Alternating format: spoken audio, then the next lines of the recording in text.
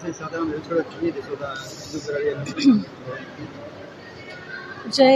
अॼु मां हिते रड़की शरीफ़ में साईं सादराम जे विछोड़े ते उन्हनि जी फैमिली सां ताज़ियत लाइ हिते हाज़िर थी आहियां।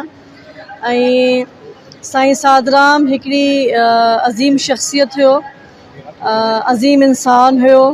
इंसानियत ऐं मुस्कुराहट जो हिकिड़ो खुलंदड़ चहिरो हुयो, जंहिं न कि सिर्फ़ु अमन जी, शांती जी, प्यार जी, मोहब्बत जी वर्खा कई, बल्कि उनजो जेको पैगाम हुयो, जॾहिं बि असां हिते आया आहियूं त उन्हनि हमेशह इंसानियत जो दर्स ॾिनो ऐं इंसानियत जी ख़िदमत जो दर्स ॾिनो। हिक ॿिए सां कुर्ब, ख़ुलूस ऐं मोहब्बत जो पैगाम हुयो। ऐं साईं सादराम जी पंहिंजी जेका ज़ाती शख़्सियत हुई उहो तमामु घणा मिलनसार हुया ऐं कंहिं बि मज़हब जो माण्हू हुजे उन जी तमामु घणी आदर भाव कंदा हुया।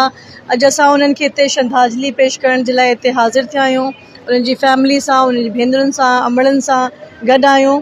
इहा ज़िंदगी त दुनिया तां आख़िरी हिकिड़ो स्टेज आहे ऐं हिन स्टेज ते हर कंहिंखे पंहिंजो किरदारु अदा करे हिन दुनिया खां वञिणो आहे। पर साईं सादराम अमर थियो आहे पंहिंजे किरदार जे करे, पंहिंजे इख़लाक़ जे करे ऐं पंहिंजी जेका उनजी इंसानियत जे लाइ सर्विसिस हुयूं, उनजी ख़िदमतूं हुयूं, उन जे करे सां उन्हनि खे भेटा पेश कयां थी, उन्हनि जी फैमिली सां ताज़ियत कयां थी, उन्हनि जे पुटनि सां ताज़ियत कयां थी ऐं दुनिया में रहंदड़ उन जा जेतिरा बि चाहींदड़ आहिनि, मोतक़िद आहिनि, अक़ीदतमंद आहिनि, उन्हनि सभिनी खे मां मुंहिंजी तरफ़ां ताज़ियत क़बूल हुजे।